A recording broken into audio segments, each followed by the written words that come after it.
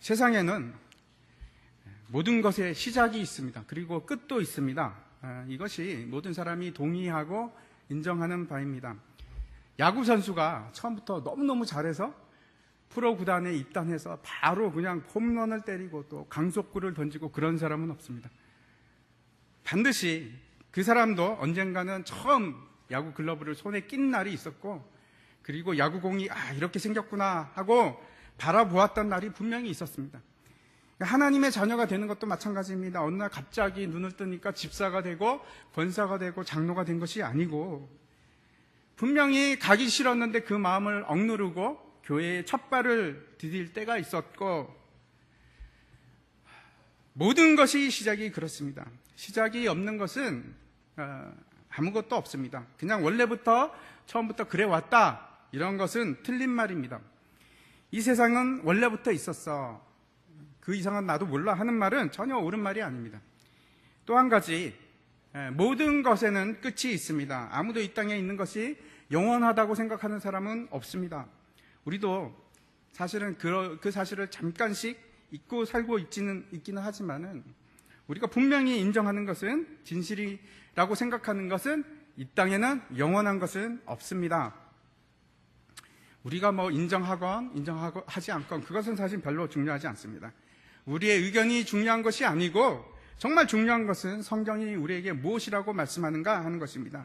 성경은 분명하게 모든 것의 시작이 있고 모든 것의 끝이 있다고 이렇게 얘기하고 있습니다.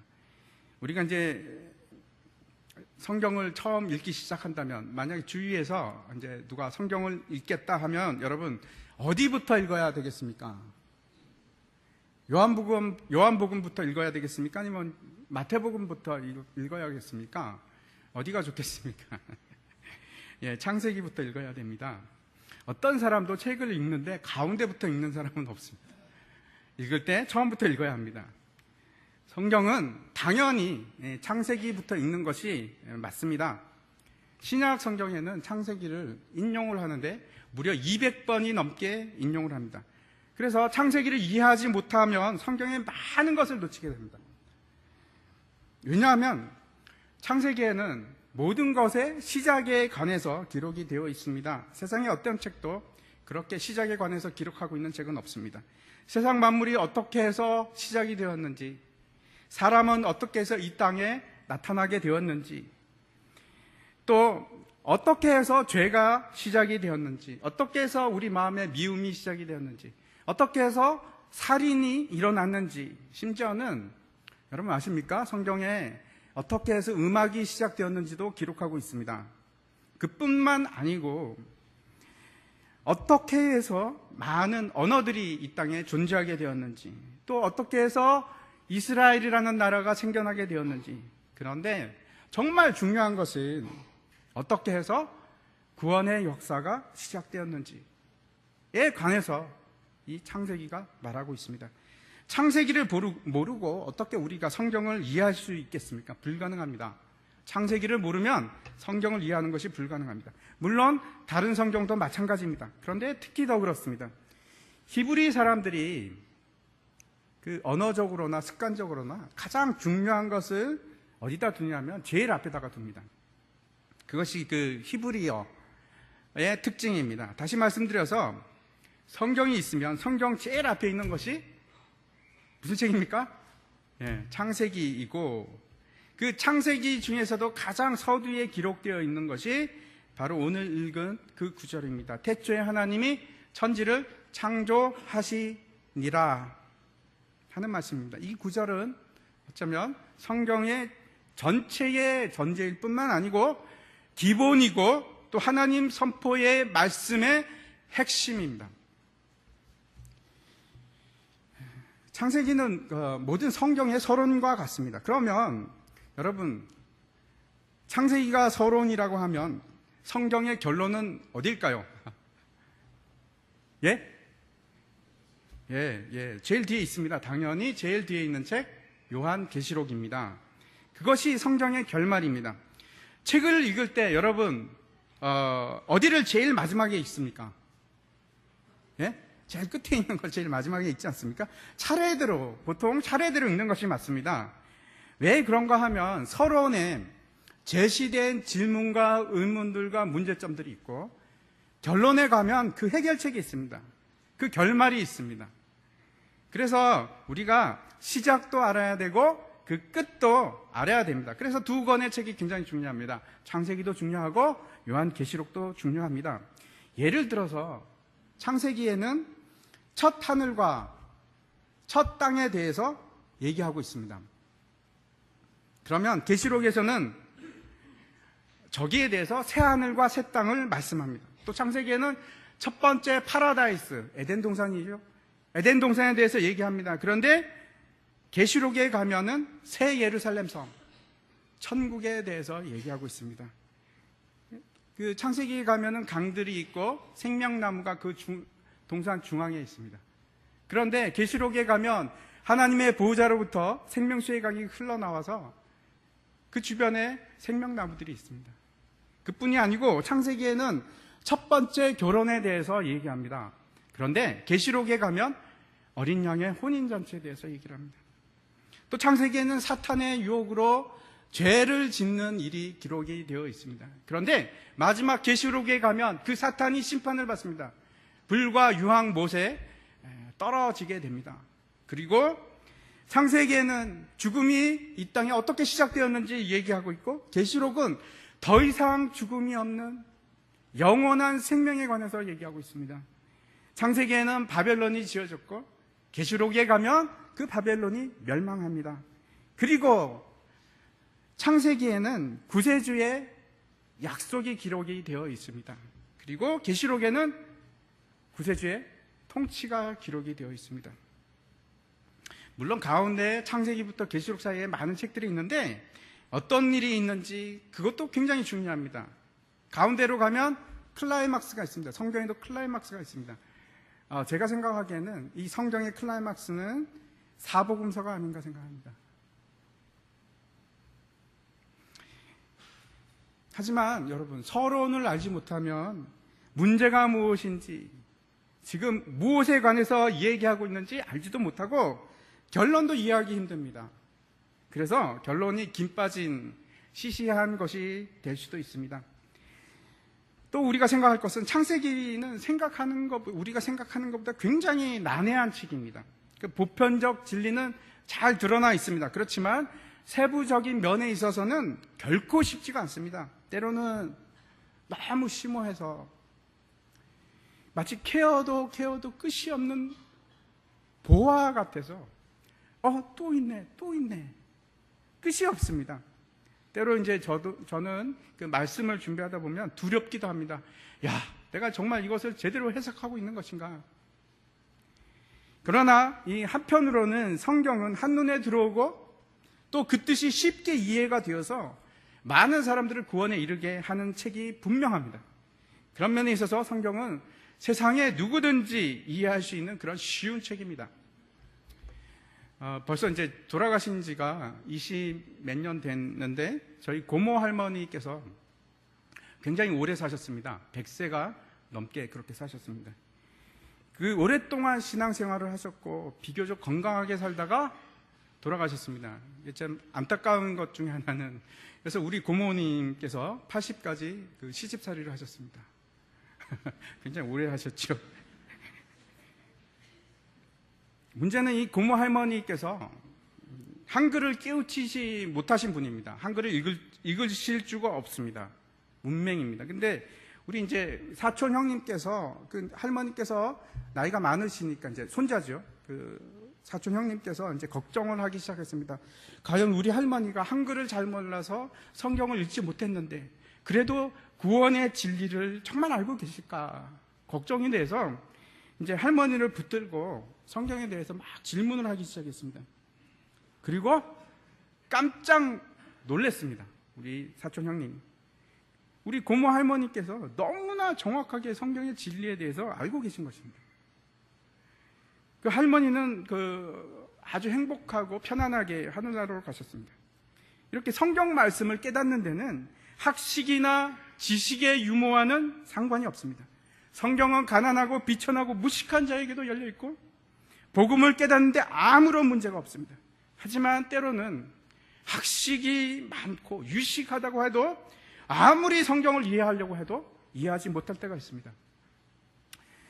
얼마 전에 제가 기회가 되어서 도울 김용욱 교수, 여러분도 잘 아시죠? 그분의 이제 도마복음하고 요한복음 강의를 제가 들어봤습니다. 참 학식이 많고 아는 것이 많은 분입니다. 그렇죠? 성경을 너무 많이 알고 있습니다. 야, 참 많이 아시는구나. 근데 성경의 핵심 진리를 깨닫지를 못하는 겁니다. 이해하지를 못하는 겁니다. 제가 너무나 답답해서, 야, 저렇게 지식이 많고 학식이 많은 사람이 어떻게 저걸 못 깨달을까? 어떻게 저렇게 모를 수가 있을까? 하는 생각을 했습니다. 아무리 많이 배우고 총명한 사람이라고 할지라도, 탁월한 지식이 있다고 할지라도 그렇다고 해서 성경을 이해하는 것은 아닙니다. 오히려 이 고린도전서 1장의 말씀을 한번 보겠습니다. 제가 한번 읽어보겠습니다. 형제들아, 너희를 부르심을 보라. 육체를 따라 지혜로운 자가 많지 아니하며 능한 자가 많지 아니하며 문벌 좋은 자가 많지 아니하도다. 그러나 하나님께서 세상에 미련한 것들을 택하사 지혜 있는 자들을 부끄럽게 하려 하시고, 세상에 약한 것들을 택하사 강한 것들을 부끄럽게 하려 하시며, 하나님께서 세상에 천한 것들과 멸시받는 것들과 없는 것들을 택하사 있는 것들을 폐하려 하시나니, 이는 아무 육체도 하나님 앞에서 자랑하지 못하게 하려 하심이라. 우리가 성경을 깨닫고 이해할 수 있는 유일한 방법이 있습니다. 그것은 성령의 조명을 받는 일입니다.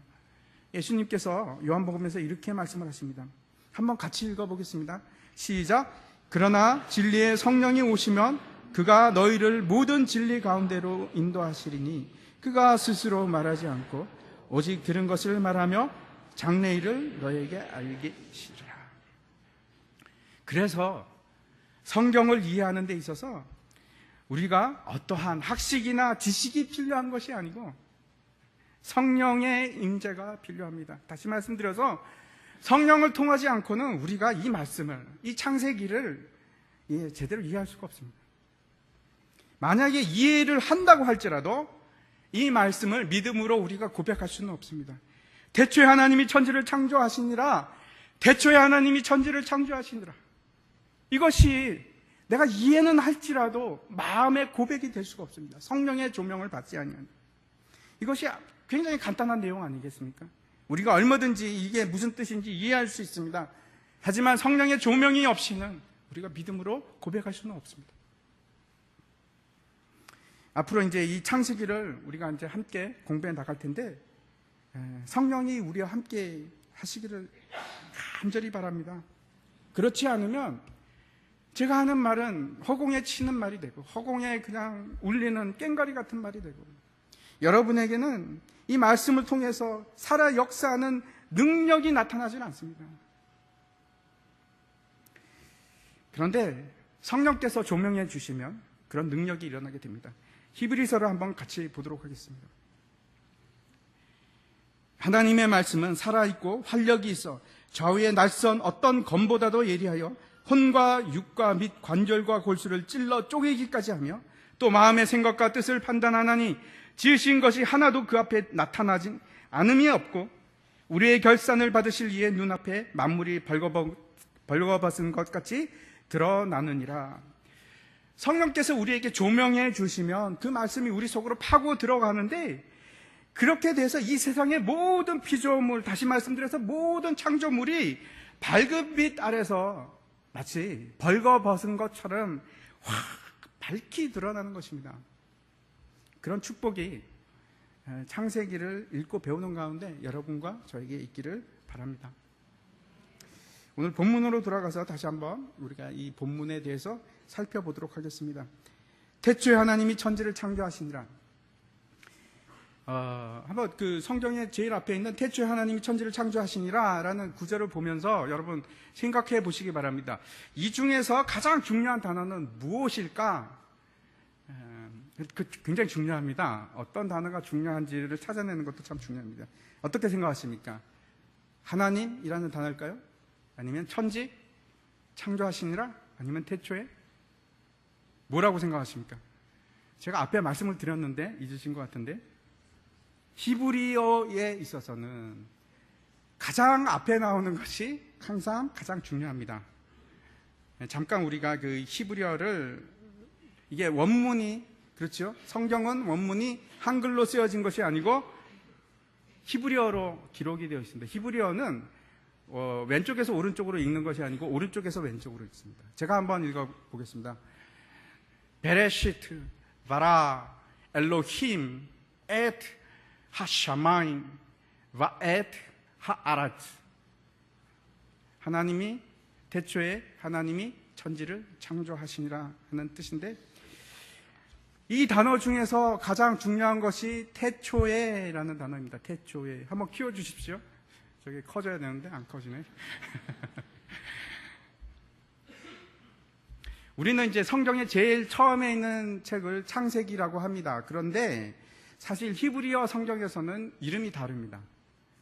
창세기라고 하지 않고 저 베레시트, 태초에라는 단어를 사용합니다. 이 베레시트라는 단어를 이제 영어로 번역할 때는 in the beginning이라고 번역을 하고 한국말로는 태초에라고 번역을 했습니다. 여러분, 태초라는 말이 도대체 무슨 뜻일까요? 태초라는 말을 들으면 여러분 어떤 것이 연상이 됩니까? 시간이 연상이 되십니까? 그렇죠? 시간이, 모든 것이 일어나기 이전에 라는 시간 개념이 먼저 연상이 될 것으로 생각을 합니다. 첫 번째, 만약 모든 것이 시작되기 이전이라고 한다면, 태초 이전이라고 한다면 어떤 일이 일어났을까? 그전에는 시간이 없으므로, 그렇죠? 아무 일도 일어나지 않았을까? 여러분 한번 상상해 보시기 바랍니다. 그전에 어떤 일이 존재했을까? 과연 사건이 있었을까? 사람은 피조물입니다. 그래서 당연히 시간과 공간의 제약을 받습니다. 그것을 벗어난 것을 우리가 감각으로 인식할 수도 없고 이해할 수도 없고 깨달을 수도 없습니다. 다시 말씀드리겠습니다. 우리가 이해하고 받아들일 수 있는 것은 자연세계입니다. 그런데 이것을 벗어난, 태초를 벗어난 초월 세계는 우리가 이해할 수 있는 방법은 없습니다. 전혀 없습니다. 왜냐하면 그것을 이해하는 순간 그거는 초월이 아닙니다. 우리가 감각으로 이해한다고 생각하는 순간 그거는 초월이 아닙니다. 그런데 그러면 하나님께서 그 초월에 대해서 우리에게 어떻게 알게 하셨을까요? 성경을 통해서입니다. 성경에 하나님께서 초월에 관해서 우리에게 말씀해 주십니다. 유일한 방법입니다. 유일한 계시입니다. 그렇다면 성경에는 태초 이전의 사건에 대해서 기록하고 있을까요? 여러분 어떻게 생각하십니까? 성경에는 태초 이전의 사건에 대해서 기록하고 있을까요? 어떻게 생각하십니까? 네, 있습니다. 성경은 태초 이전에 대해서 말씀하고 계십니다. 한번 찾아보도록 하겠습니다. 에베소서 1장입니다. 제가 한번 읽어보도록 하겠습니다. 찬송하리로다. 하나님 곧 우리 주 예수 그리스도의 아버지께서 그리스도 안에서 하늘에 속한 모든 신령한 복을 우리에게 주시되 곧 창세 전에 그리스도 안에서 우리를 택하사 우리로 사랑 안에서 그 앞에 거룩하고 흠이 없게 하시려고 그 기쁘신 뜻대로 우리를 예정하사 예수 그리스도로 말미암아 자기의 아들들이 되게 하셨으니 이는 그의 사랑하시는 자 안에서 우리에게 거저 주시는 바 그의 은혜의 영광을 찬송하게 하려는 것이라. 이것이 창세 이전에 있었던 일입니다. 우리가 창세 이전에 어떤 일이 있었는지 다 알 수는 없습니다. 그런데 하나님께서 분명하게 우리에게 창세 전에 이런 일이 있었다라고 얘기하고 계십니다. 어떤 일인가 하면 하나님께서 그리스도 안에서 그리스도를 통해서 그리스도와 함께 신성하고 영원한 계획을 세우십니다. 그 계획이 어떤 것인지 아십니까? 저와 여러분을 선택하시는 거예요. 그리스도로 말미암아 그리스도 때문에 우리가 자녀로 되게 하시고. 왜 그렇습니까? 뭐라고 얘기합니까? 이 본문에서 뭐라고 합니까? 왜 그런 어마어마한 계획을 하나님께서 그리셨을까요? 뭐라고 하냐면 첫 번째, 사랑 때문에. 우리를 사랑하시기 때문에 우리를 거룩하고 흠이 없게 하려고. 또 왜 그렇게 하셨는지 또 기록하고 있습니다. 그 거저주는 은혜 때문에 우리가 영광과 찬송을 하게 하시려고. 거저주는 그 은혜가 놀라워서 하나님 이럴 수가, 영광과 찬송을 돌리게 하려고. 그래서 계획을 세우셨습니다. 하나님께서 계획을 세우셨습니다. 이것이 하나님의 그리스도와 함께한 놀라운 계획입니다. 태초 이전에 세웠던 일입니다. 이 엄청난 일에 대해서 성삼위 하나님께서 같이 합의하여서 계획하신 일입니다. 왜 제가 이것을 계속해서 엄청난 일이라고 하는가 하면, 여러분 아십니까? 그 속에는 도저히 심지어 천사들도 이해할 수 없는 일이 들어가 있습니다. 하나님 자신, 성자 하나님을 희생하는 계획이 들어가 있습니다. 그리스도의, 하나님의 아들의 희생을 통해서 사람들이 도저히 감당할 수 없는 은혜를 받게 하기 위해서, 누구에게? 여러분과 저 택하신 자들에게. 다시 말씀드려서 사람들이 그 이루 말할 수 없는 은혜를 거저 받음으로 인해서 자복하는 겁니다. 항복, 하나님 저 손들었습니다. 그리고 스스로 복종하고 하나님을 기뻐하고 하나님의 이름을 영광을 돌리고 찬양하기 위해서 이 계획을 세우셨습니다. 이것이 여러분 창조의 목적입니다. 다시 1절 한번 가서 한번 넘겨주십시오. 이 바라, 창조하다라는 단어입니다. 저것이. 그런데 저것을 다시 한번 우리가 생각해 보겠습니다. 창조하다, 정말 어떤 뜻일까? 여러분 그렇게 한번 생각해 보셨습니까? 창조가 도대체 무엇일까? 어떤 사람들은, 저도 뭐 수도 없이 들었습니다. 창조라는 것은 무에서 유를 만들어내는 것이 창조다, 이렇게 제가 많이 배워왔습니다. 제가 어저께 한번 사전을 한번 찾아봤습니다. 창조가 무슨 뜻인지. 그런데 그런 무에서 유를 만들었다 이런 얘기는 없었습니다. 제가 그 바라라는 단어를 성경에 다 찾아봤습니다. 어저께 다 찾아봐서 정말 무슨 뜻일까? 정말 바라라는 의미가 그렇게 무에서 유를 창조했다는 의미로 하나님께서 우리에게 주신 말씀일까? 제가 한번 찾아봤습니다. 이 바라라는 단어의 주어는 언제나 예외가 없습니다. 언제나 하나님이십니다. 그 말은 창조는 누구나 할 수 있는 일이 아닙니다. 독특한 일입니다. 하나님께서만 할 수 있는 그런 일인데, 피조물이 할 수 있는 그 한계를 넘어서는 일입니다. 우리가 주의해서 보아야 할 것이 있는데, 창세기가 과연 그 서술이 어떤 것을 정의를 내리기 위한 책인가? 아니요, 그렇지 않습니다. 그러면 창세기는 과학책인가? 아닙니다. 그렇지 않습니다. 그러면 창세기는 역사책인가? 아닙니다. 더더욱 창세기가 어떤 정의를 내리기 위해서 쓰여진 책은 아닙니다. 여기서 우리가 분명히 짚고 넘어야 할 것이 있는데, 사전이라고 한다면 그 사전은 단어의 뜻이나 의미를 기술하기 위해서 쓰여진 책입니다. 그것이 본질이고 목적입니다. 역사책은 시간의 흐름에 따라서 역사적인 사건들을 기록하는 것이 그 본질이고 목적입니다. 과학책은 과학을 가리키기 위한 책입니다. 그러면 창세기의 목적은 무엇일까요? 왜 창세기를 우리에게 주셨을까요? 이것을 우리가 분명히 알아야 됩니다. 이 책의 목적이 알아야, 우리가 이 책의 목적을 알아야 그렇게 맞게 창세기를 읽을 수도 있고, 창세기를 읽으면서 우리가 과학책으로 읽는 것도 아니고 역사적으로 읽는 것이 아니고, 목적을 알면 오해하지 않고 창세기를 읽을 수가 있습니다.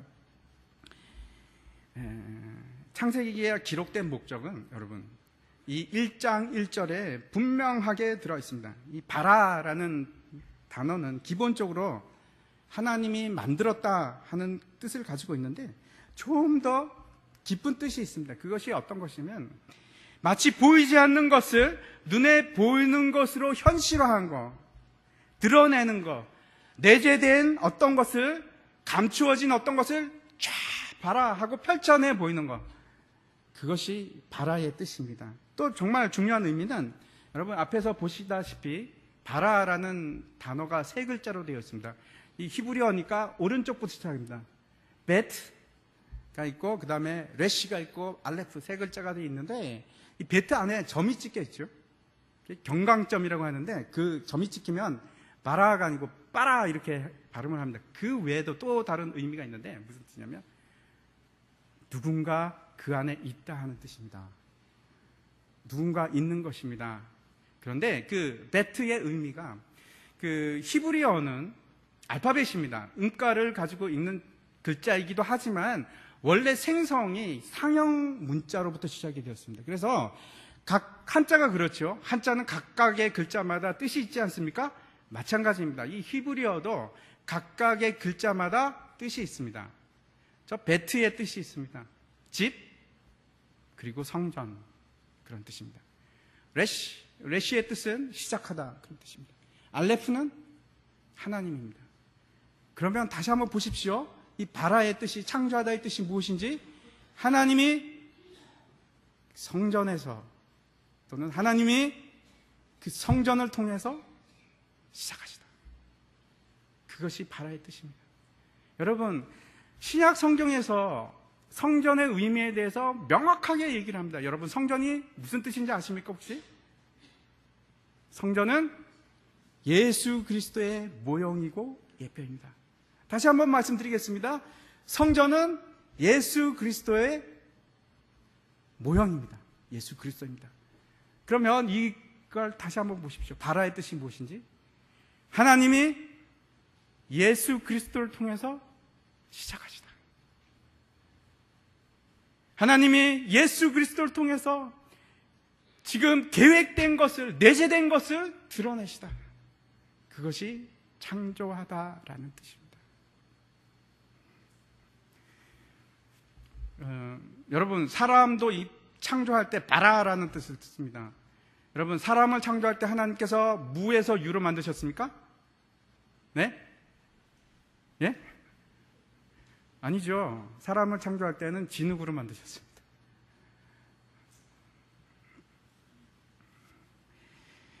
조금만 더 나가겠습니다.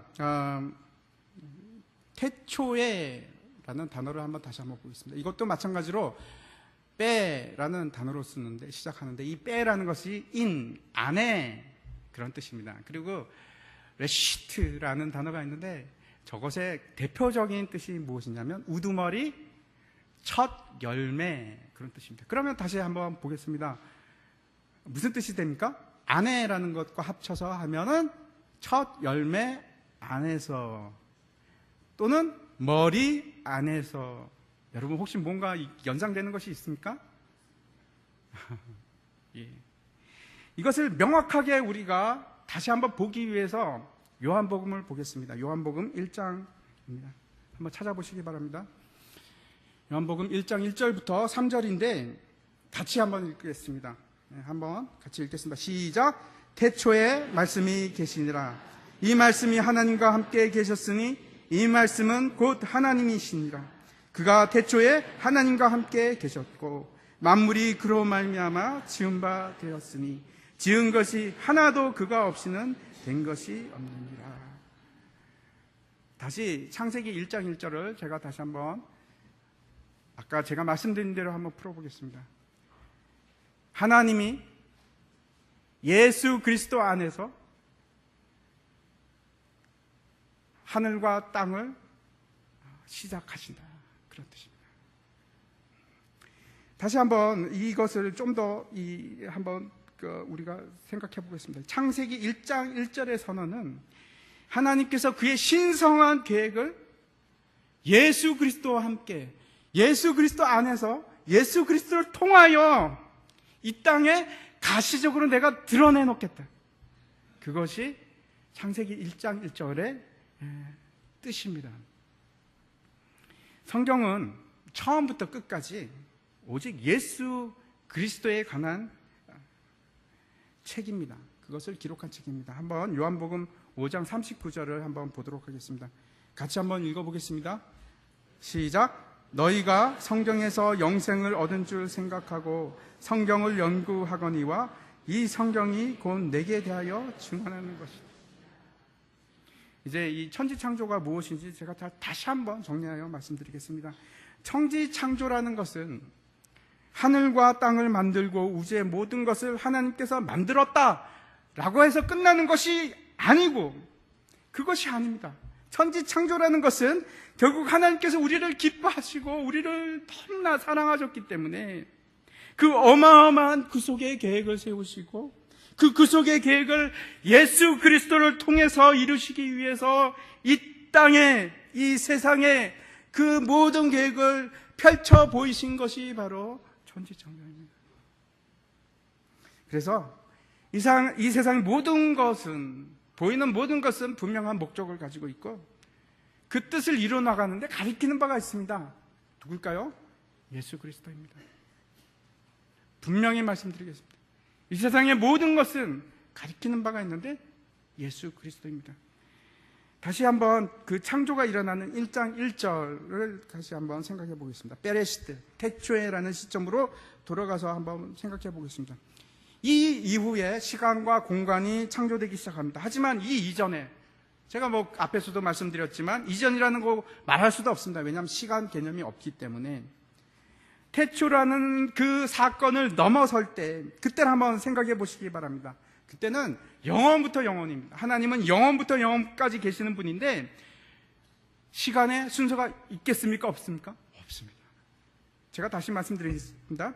하나님은 시간을 넘어서서 우리를 바라보시는 분이십니다.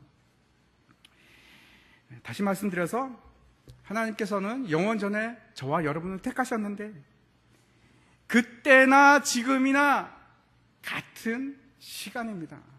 시간이 없습니다. 하나님께는 시간이 없습니다. 아무런 시간적인 차이가 없습니다. 그것이 태초와 지금이 동일한 하나님께서는 동일한 시간대입니다. 이것을 성경에서는 뭐라고 하냐면 한마디로 표현합니다. 오늘.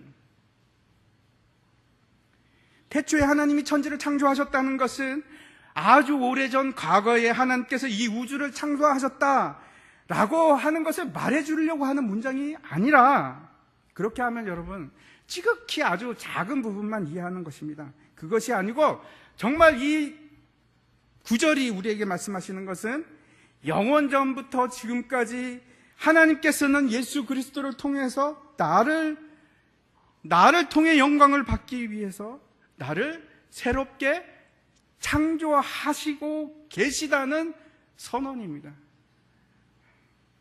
그것은 여러분 과거도 아니고 미래도 아니고 바로 오늘입니다.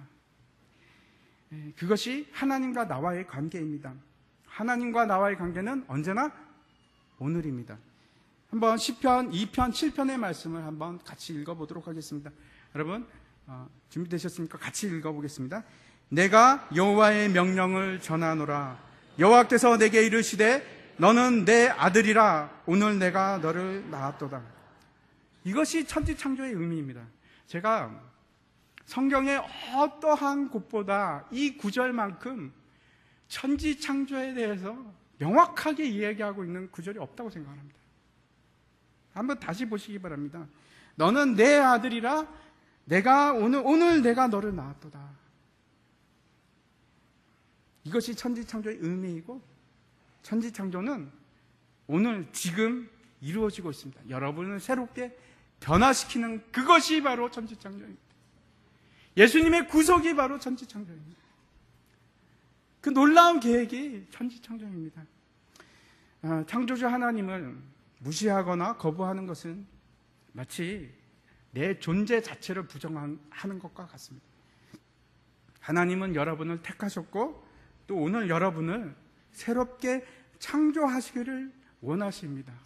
바로 오늘 여러분 한 사람 한 사람을 주목해서 보고 계시고 오늘도 여러분을 변화시키기를 원하십니다. 그래서 오늘 여러분을 새롭게 내 아들로 놓고 싶어 하십니다. 그것이 천지창조입니다. 오늘 그 새로운 창조가 저와 여러분에게 일어나기를 축원합니다. 같이 기도하겠습니다.